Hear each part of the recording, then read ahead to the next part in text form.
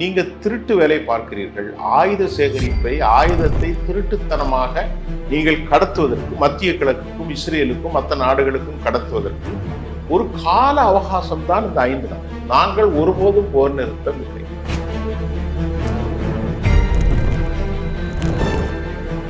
ஐம்பதாயிரம் வீரர்களும் உன்னை துவம்சம் செஞ்சு கர்க்கு தீவை நாங்கள் எடுக்க போறோம். டேக் ஆஃப், எடுத்துக்கப்பா நீ வா அப்படின்னு சொன்ன பிறகு திடீர்னு அமெரிக்க அதிபர் உல்டா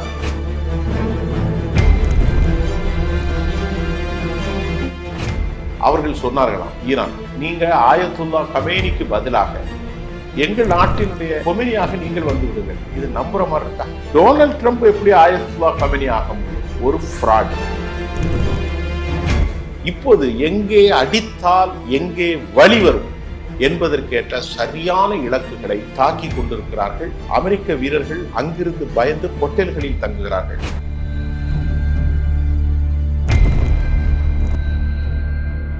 நாங்க பாலிஸ்டிக் தயாரிப்பதை எங்க இஷ்டம், அது எங்க நாட்டுடைய sovereign. It is a right of our own sovereign. அமெரிக்காவுடைய நட்பு நாடுகளான சவுதி, யுனைடெட் அரபு எமிரேட்ஸ், கத்தர், ஜோர்டான், பஹ்ரைன், ஓமன், குவைத் போன்ற நாடுகள் இந்த போருக்கு பின்பு பெரும் பொருளாதார நட்டத்தை சந்திக்க போகிறார்கள்.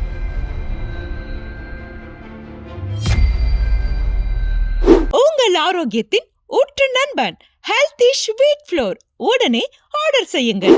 4ஆம் துணை நேயர்கள் அனைவருக்கும் வணக்கம். இன்று நம் நிகழ்ச்சியின் சிறப்பு விருந்தினர் சர்வதேச பார்வையாளர் சுஃபியான் அவர்கள் இணைந்துள்ளார். வணக்கம் சார். வணக்கம். இஸ்ரேல், அமெரிக்கா, ஈரான் போர் முடியும் பார்க்குறோம். உக்கிரம் அடைஞ்சிட்டே போது விஸ்வரூபம் எடுக்குதுன்னே சொல்லலாம். இப்போ போர் என்ன நிலைமையில இருக்கு சார்? நேற்று ஈரானுடைய வெளிவிவகாரத்துறை அமைச்சர் அப்பாஸ் அராகச்சி தனது ஸ்டேட்மெண்ட்ல நவீன காலத்தில் தற்போதைய சமயூகத்தில் ஒரு மாபெரும் வல்லரசை எதிர்த்து ஒரு மாதம் அவர்கள் எங்களிடத்தில் மண்டியிடக்கூடிய ஒரு பெரும் களச்சூழலை நாங்கள் ஏற்படுத்தியிருக்கிறோம் என்று அவர் சொல்லியிருக்கார். இப்பொழுது நமக்கு கிடைக்கக்கூடிய தகவல்கள், சேதாரம் என்பது ஈரானுக்கு பெரிய அளவிலே இருக்கிறது. இஸ்ரேல் கிட்டத்தட்ட அழிவை நோக்கி சென்று விட்டது. அமெரிக்காவுடைய 13 தளங்கள், மத்திய கிழக்கில் சவுதி அரேபியா, கத்தர் இருக்கக்கூடிய அல் உதீத், ஜோர்டானில் இருக்கும் தளங்கள், குவைத்தில் இருப்பவை, அதை போன்று பஹ்ரைன் மற்றும் ஓமன், எல்லா தளங்களுமே கிட்டத்தட்ட அழிக்கப்பட்டு விட்டது. அமெரிக்காவுடைய 13 தளங்கள் அழிக்கப்பட்டது மட்டுமல்ல, இதெல்லாம் ரொம்ப ஆதாரமான செய்தி, பொய் புழுகு எல்லாம் இல்லை. அழிக்கப்பட்டது அல்லாமல் அங்கிருந்த 40,000த்திற்கு மேற்பட்ட அமெரிக்க வீரர்கள் அங்கே தங்களது உயிருக்கு பாதுகாப்பு இல்லை என்று என்ன செய்கிறார்கள்? இடமாற்றம் செய்து மக்கள் வாழுகிற ஹோட்டல்களில் தங்குகிறார்கள். இப்பொழுது இவர்கள் ஹோட்டல்களில் தங்குவதை இவர்களுக்கு பின்னால் இருந்து ஈரானுக்கு சொல்லிக் கொடுப்பது யார்? ரஷ்யா சொல்லிக் கொடுக்கிறது. ரஷ்யாவுக்கு நன்றி தெரிவித்திருக்கிறார் ஈரானுடைய பிரசிடென்ட் மசூத் பெசஸ்கியான். இவர் இக்கட்டான, இடசங்கமான, இடையூறான எங்களுக்கு காலத்தில் எங்களுக்கு நீங்க உதவி செய்வதை நான் வாழ்த்துகிறேன். உங்களுக்கு எப்போதும் நாங்கள் நன்றியுடைய இருப்போம். யாருக்கு? ரஷ்யாவுக்கு ஈரான் சொல்லியிருக்கிறது. கஸ்பியன் வளைகுடாவில் இருந்து ஏராளமான ஆயுதங்களை, ட்ரோன்களை யார் அனுப்பி கொண்டிருக்கிறார்? ரஷ்யா ஈரானுக்கு அனுப்பி கொண்டிருக்கிறது. இப்பொழுது நமக்கு ஏற்படுகிற கேள்வி, ஈரான் மீது கடுமையான தாக்குதலை நாங்கள் நடத்தி பணிய வைப்போம் என்று அமெரிக்க அதிபர் சொன்னார். 48 மணி நேரம் கெடு. அதுக்கப்புறம் சொன்னார் 48 மணி நேரம் கெடு முடிஞ்சோன்னு என்ன செய்யணும்? அமெரிக்க அதிபர் அடித்து துவம்சம் செய்து நாசம் செஞ்சிருப்பாங்க. அவர்கள் நாசம் செய்யவில்லை. அடிக்கிறதுக்கு எதுவுமே இல்லை, இடமே இல்லைன்னு சொன்னாரு.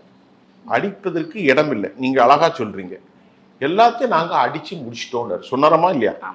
2வது 5 நாட்கள் போர் நிறுத்தம். இப்ப அவங்க கேட்டாங்க, ஈரான், யார்கிட்ட கேட்டுட்டா போர் நிறுத்துறீங்க? நாங்களா போர் நிறுத்தணும்? இல்ல நாங்க நிறுத்தப்படி சொன்னா? இல்ல நாங்க போர் நிறுத்துறோம். நீங்க திருட்டு வேலை பார்க்கிறீர்கள். ஆயுத சேகரிப்பை, ஆயுதத்தை திருட்டுத்தனமாக நீங்கள் கடத்துவதற்கு, மத்திய கிழக்குக்கும் இஸ்ரேலுக்கும் மற்ற நாடுகளுக்கும் கடத்துவதற்கு ஒரு கால அவகாசம் தான் இந்த 5 நாள். நாங்கள் ஒருபோதும் போர் நிறுத்தம் இல்லை அப்படின்னு யார் அறிவிக்கிறா? ஈரான் அறிவிக்கிறது. இப்போ போர் நிறுத்தமோ ஒரு சீஸ் ஃபயர் ஏற்படுது, அல்லது ஒரு ஆமிகபிள் செட்டில்மெண்ட், சம்மந்தப்பட்ட கன்சர்ன் ரெலவெண்ட் தொடர்புடையவர்களுக்கு இடையே வருகிற போது 2 பேரும் உட்கார்ந்து பேசணும். 2 பேர் இல்லாம ஒரு முனையிலே இவர் அறிவிக்கிறார். யாரு? அமெரிக்க அதிபர். போர் நிறுத்தம் இல்ல, 48 நாள்ல உங்களை காலி செஞ்சிருவேன். அப்புறம் சொல்கிறார் போர் நிறுத்தம். அப்ப ஈரான் சொன்னது, உங்களுடைய போர் நிறுத்தத்தை நாங்கள் ஏற்றுக்கொள்ள மாட்டோம். நீங்கள் எங்களுக்கு எதிராக கபரீகரம் செய்வதற்கும் ஆயுதங்களை சேமிப்பதற்கும் இந்த மோசமான திட்டம். கடைசியில் என்ன செய்தது? இவர்களாக ஒரு குழுவை அமைக்கிறார். அமெரிக்காவுக்கு ரொம்ப வேண்டிய பாகிஸ்தான், அமெரிக்காவுக்கு ரொம்ப அடிமைகளாக இருக்கும் துருக்கி மற்றும் எகிப்து, இந்த 3 நாடும் இஸ்லாமாபாத்தில் ஒரு கூட்டணி அமைத்து ஒரு பேச்சுவார்த்தை நடத்தி அமெரிக்க சார்பாக 15 கட்டளைகளை கொடுக்கிறார். இதை நீங்கள் ஏற்றுக்கொள்ள வேண்டும். அதை உடனடியாக கிழித்து குப்பையில் போட்டு விட்டார் ஈரான். அந்த 15 கட்டளை என்னவென்றால், நீங்கள் உடனடியாக அணு ஆயுதத்தை எங்களுக்கு ஒப்படைக்கணும். நீங்கள் உங்களுடைய பிராக்சிகள் இருக்கிறார்களே, பிராக்சிகள் என்றால் துணை குழுக்கள், இஸ்லாமிய குழுக்கள், ஹவுதி, ஹமாஸ், இவர்களுக்கெல்லாம் ஆயுதம் கொடுக்கக்கூடாது. 2. 3வது, நீங்க இந்த பாலிஸ்டிக்கை தயார் பண்ணக்கூடாது. 3. 4வது இது மாதிரி நிறைய விஷயம் 4, 5, 6, 7 சொல்லி இந்த 3 கோரிக்கைகளுமே அவர்கள் ஏற்றுக்கொள்ள மறுத்துட்டார். யாரு? ஈரான். நாங்க பாலிஸ்டிக் தயாரிப்பதை எங்க இஷ்டம், அது எங்க நாட்டுடைய sovereign, it is a right of our own sovereign. No one insist, அது உள்ள எதையும் திணிக்க முடியாது. அப்புறம் ஆயுதங்கள் நாங்கள் அணு ஆயுதம் செய்வோம், உங்கள்கிட்ட ஒப்படைக்க மாட்டோம். நல்ல விஷயத்துக்கு நாங்கள் செய்வோம். எலக்ட்ரிசிட்டி பயன்படுத்துகிறோம், மருத்துவத்துக்கு பயன்படுத்துகிறோம், இன்னும் நிறைய பயன்பாடுகள் இருக்குது. கனிமங்களுக்கு பயன்படுத்துகிறோம், எரிசக்திக்கு பயன்படுத்துகிறோம், அதையும் நாங்கள் விட மாட்டோம். Point number 2, ஹெர்மூஸ் வளைகுடாவை அமெரிக்காவிட்ட ஒப்படைக்கணும். அங்கே தான் இப்போ கடலில் போகுது, தண்ணீர் கப்பல்கள் போகிறது. அது உங்கள்கிட்ட ஒப்படைக்கிற பேச்சுக்கே இடமில்லை.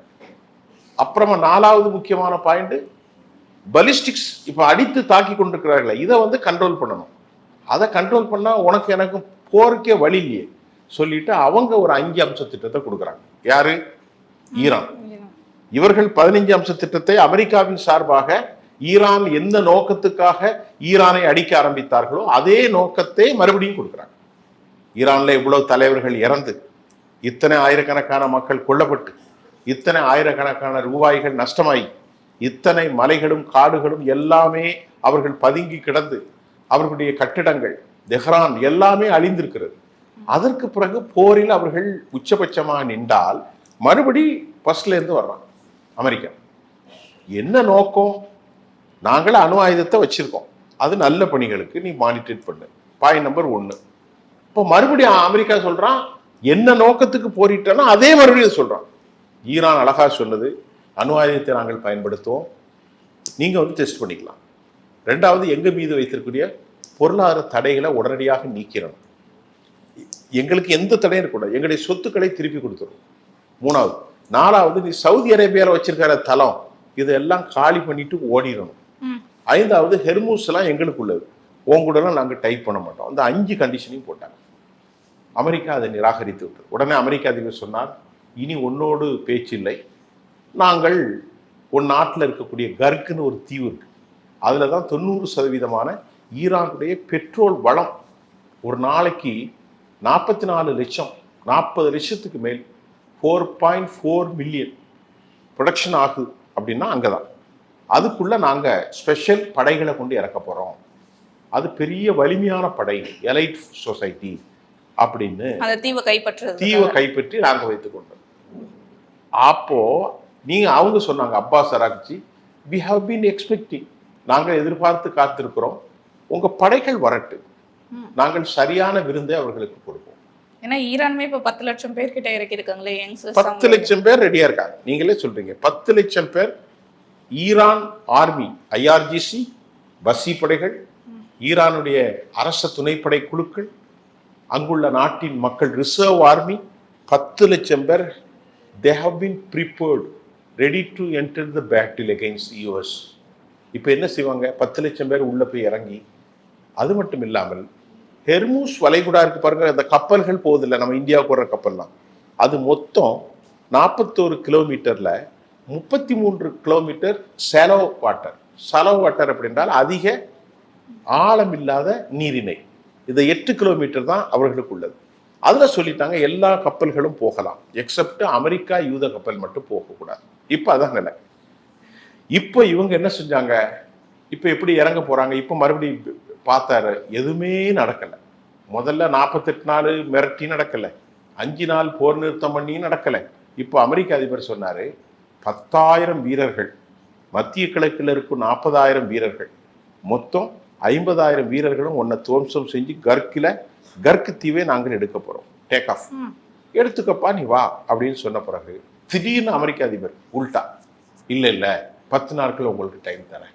இந்த 10 லட்சம் பேரை பார்த்ததும் அவர் பயந்துட்டாங்க. அவங்க எதுவுமே பண்ண முடியாது. இப்போ நாம இது அமெரிக்க அதிபர் இன்னொரு ரொம்ப பொய் சொல்றாரு அப்படிங்கிறாங்க இன்டர்நேஷனல் எக்ஸ்பர்ட்ஸ். அவர் சொல்றாரு, என்னிடத்தில் அவர்கள் சமாதானம் செய்கிறதுக்கு கொஞ்சுகிறார்கள். யார் சொல்றா? அமெரிக்க அதிபர் சொல்கிறார். ஈரான் சொல்கிறது, நாங்கள் அமெரிக்க அதிபரோடு பேசவே மாட்டோம், அவர்களை நாங்கள் நம்புறதே இல்லை, அவர்கள் துரோகிகள், நம்ப வைத்து கழுத்தறுத்தார்கள், இந்த முறை நாங்கள் ஏமாறப் போவதில்லை என Iran mat very clear statement against US. அவர்களுக்கு எதிராக அவர்கள் தெளிவான ஒரு பிரணனையை வகுத்து விட்டார்கள், ஒரு சொலவாடலை உலகத்துக்கு அனுப்பிவிட்டார்கள். இவர்கள் சொல்கிறார்கள், அவர்கள் சொன்னார்களாம் ஈரான், நீங்க ஆயத்துல்லா கமேனிக்கு பதிலாக எங்கள் நாட்டினுடைய கொமெனியாக நீங்கள் வந்து விடுங்கள். இது நம்புற மாதிரி இருக்கா? சுப்ரீம் தலைவர் என்றால் யாரு? அவர் மத போதனை செய்தவர், அவர் தான் இஸ்லாமிய தலைவராக வர முடியும். டொனால்ட் ட்ரம்ப் எப்படி ஆயத்துல்லா கமேனி ஆக முடியும்? எப்படி சுப்ரீம் தலைவர் ஆக முடியும்? ஒரு ஃப்ராடு. அவ்வளவுமே பொய்களை அவர் சொல்கிறார் என்பது இப்போது வெளியே வந்து கொண்டிருக்கிறார். இதற்கிடையில அந்த நாட்டில் இருக்கக்கூடிய பீட் ஹெட்ஸ், அவர் யாரு? அந்த நாட்டுடைய டிஃபென்ஸ் செக்ரட்டரி. அவரிடத்தில் ஒரு பேட்டி ஒன்றிலே நடந்து கொண்டிருக்கிறது. டொனால்ட் ட்ரம்ப் சொல்கிறார், நீ தானே போரை ஆரம்பிக்க சொன்னாய், நீ தான் பொறுப்பு. காரணம், அமெரிக்கா பயங்கரமான சேதாரத்தை சந்திக்கிறது. எப்படி என்றால், இந்த போருக்கு பின்பு மத்திய கிழக்கில் அமெரிக்க படைகள் இருக்காது, இருந்தாலும் அவர்கள் எதிர்ப்பை சம்பாதிப்பார்கள். இரண்டாவது, ஹெர்மூஸ் போன்ற இடங்கள் பெரிய அளவில் நெருக்கடி கொடுத்து விட்டார்கள், அங்கிருந்து தப்பி வர முடியாது. மூன்றாவது, மிக முக்கியமான கண்டிஷனை போட்டாங்க, யாராவது ஆயில் இந்த பகுதியில் போகணும்னா போங்க, ஆனால் சீன பணத்தை யுவான் கொடுத்து தான் நீங்கள் பரிசீலனை பண்ணணும். அமெரிக்க டாலர்லாம் யாரும் வியாபாரம் பண்ணால் நாங்கள் என்ன பண்ணுவோம், ஏற்றுக்கொள்ள மாட்டோம் என்று சீனாவுக்கு ஆதரவாக சீன பணத்தின் மூலம்தான் இதுவரை உலகத்தில் 1937களுக்கு பிறகு அமெரிக்க டாலர் தான் பெரிய ஆட்சி செய்தது. இத்தனை கோடி லட்சம் பீப்பாய்கள் விற்றாலும் யுஎஸ் உடைய டாலர்ல தான் பிசினஸ் நடக்கும். அதனாலதான் எல்லாரும் அமெரிக்காவை போய் குமிஞ்சான். நம்ம ஆட்கள்லாம் அமெரிக்காவுக்கு போறோன்னா டாலர்னு. இப்போ முதலாக அதுக்கு வேட்டு வைத்திருக்கிறார்கள் ஒரு சின்ன நாடான ஈரான். இனி யுவானில் தான் செய்ய வேண்டும். இது ஒரு பக்கம். அடுத்து நேற்று வந்த ஒரு செய்தியில, இதுவரைக்கும் போர் 28ஆம் தேதி ஆரம்பிச்சு இன்னைக்கு 28, 30 நாள் ஆச்சு, ஒரு மாசம். இந்த ஒரு மாசத்துல முதல் 11 நாள் ஒரு கணக்கு வந்திருக்கு, அமெரிக்காவுடைய வால் ஸ்ட்ரீட் ஜேர்னல். அந்த கணக்குல ஃபர்ஸ்ட் 11 டேஸ்ல அவங்க பயன்படுத்தின ஏவுகணை யாருக்கு எதிராக? ஈரானுக்கு எதிராக 11,294 தடுப்பு ஏவுகணை. அதுக்கு மொத்தம் எவ்வளவு செலவாயிருக்கு தெரியுமா? 26 பில்லியன் அமெரிக்க டாலர்கள். அப்போ இப்போ 2-3 பாருங்க, 26னா 36 18, கிட்டத்தட்ட 80 பில்லியன் வந்துருச்சு. மற்ற செலவுகள்லாம் தனி, மற்ற செலவுகள்லாம் எவ்வளவு தனி. இப்போ 80 பில்லியன்னா 1 பில்லியன் 9 லட்சம், ஒரு பில்லியன் என்பது 9,000 கோடி. 9,000 கொஞ்சம் கூட தான். இப்போ 10 பில்லியன் எவ்வளோ ஆச்சு? 90,000. அப்போ 100 பில்லியன் எவ்வளோ ஆச்சு? 9 லட்சம் ஆச்சு. கிட்டத்தட்ட 7-8 லட்சம் கோடி ஆயுதங்களை ஏவி விட்டதிலே அவர்களுக்கு லாஸ்.